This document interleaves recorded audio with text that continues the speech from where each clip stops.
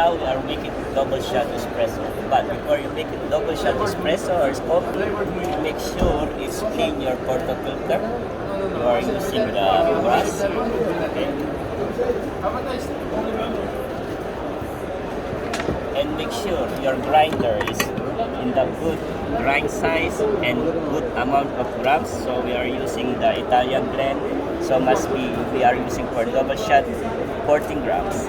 Okay, for the single is 7 grams to 8 grams. But for me now, 14 grams because it's So for the single, how many grams? 7 to 8 grams, no problem. For the double, 14 to 15 14 to 15 grams. Okay. That's for the double espresso. Yes, sir. Please.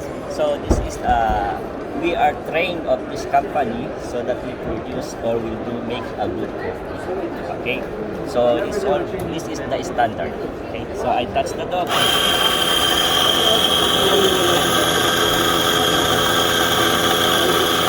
Okay, So that's double. double. Okay, so I tap my hand and put in the tamping mat. First, you make a just only make round your, and after that make sure it's flat and thumb around to 10 to 12 kilo. How many? 10 to 12 kilo. Okay, and before you put on the machine the portafilter, make sure you make backblast for 5 seconds to make sure it's clean. Okay, and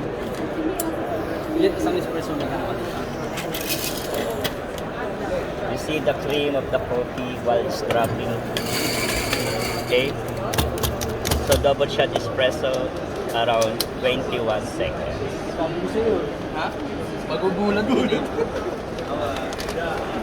But I use manual.